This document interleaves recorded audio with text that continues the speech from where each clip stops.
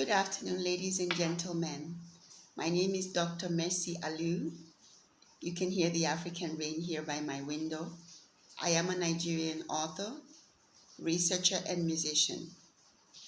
I am director for research for the International Association of African Authors and Scholars out of Atlanta, USA, and with branches in different African countries and in different parts of the globe. I am also ambassador for the Intercontinental Music Awards out of Hollywood, USA for Africa. I am also ambassador on some of the United Nations Sustainable Development Goals here in West Africa for Global International.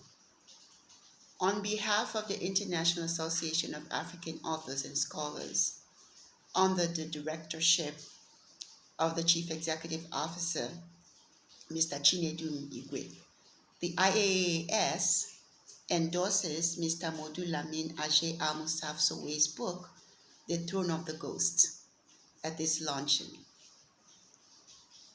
I, as a Nigerian author, congratulate you, Mr. Sowe, on this accomplishment. And of course, Africa is proud of you. Gambia is proud of you. The International Association of African Authors and Scholars is proud of you. And so, having said that, I would like to talk a little bit about what this book is all about, The Throne of the Ghost. And in the author's own words, it is a book that reflects on human affairs. It is a play. And in my opinion, it reflects a lot about what the African struggle really has been all about. And again, we can see this in different aspects and different areas of society. So the book is quite interesting and intriguing. It is set about 480 moons ago when Africa was a big farmland and there was a gracious king, a righteous king, a king that had a very wonderful reputation. And this spanned all through the area here where we call the Senegambia, through Mali, through Guinea. And what was the name of this place? It was called Nyamena Dankuku. And I hope I pronounced that correctly. Of course, it's a fictional place, but it was set, according to the author, Mr. Sowe, somewhere here in Africa. And so rivalries and jealousies and contentions and deception and all types of plots to stop the king's will from coming to pass as far as who would succeed him to the throne. That is what this book is plotted all around. And can you imagine where the supernatural forces and dark forces, both forces of good and of evil, would combat in all of these plots of jealousies and rivalries in order to influence human affairs? It's neither here nor there. But of course, the battle of the human nature is good versus evil. And here in Africa, we see this as well. Well, this brings the question, what is really authorship all about? What is authorship all about when we bring these sorts of themes of different types of imaginations and we write plays and we write these sorts of works? What should authorship really be all about? Well, authorship is creativity. It's bringing out expression in any type of format. I would say authorship would involve things like even the spoken word poetry.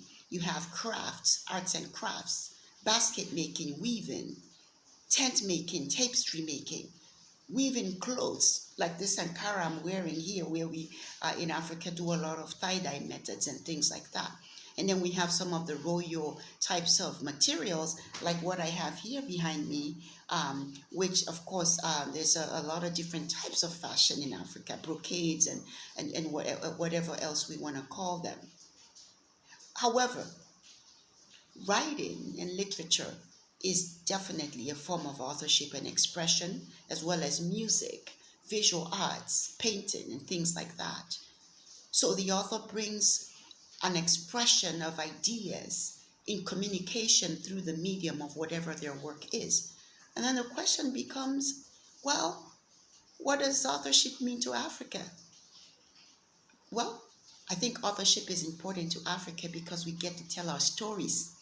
We tell our stories in our own voice. We don't get our stories told to us or about us, but we tell them from our own perspective, having lived these experiences and culture and history and traditions passed down to us from the past to the present, and then we carry it on into the future. That is what authorship means to Africa, because works of authorship live beyond the author and they continue to tell our stories. This is important. Authorship, as far as being an African author, an African artist, it is finding our voice.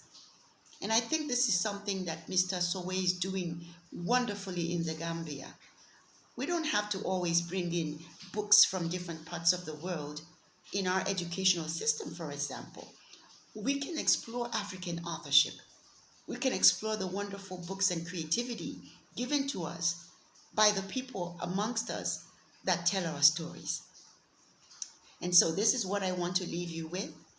My name is Dr. Mercy Alu. And before I go, again, I told you before that I am also a musician. And this is another wonderful way to tell stories. Of course, I've authored a couple of books. However, I am always proud of being able to sing and express myself as an African author and musician. This song here is a song called Unapendwa. It is sung in the Swahili language, which is a major African language out of eastern part of Africa and spoken in different parts of the world. And it means you are loved. Hold on to your dreams. After the night comes the morning. Keep aiming for your goals. Keep writing. Keep singing. Keep doing what you do. Keep telling stories. Keep being who you are. And we will all get to where we're trying to go. And of course, Africa is a wonderful and great continent. And we will always see a bright future. Unapendwa. Everybody, have a wonderful, wonderful, wonderful time. Congratulations to you again, Mr. Sowe.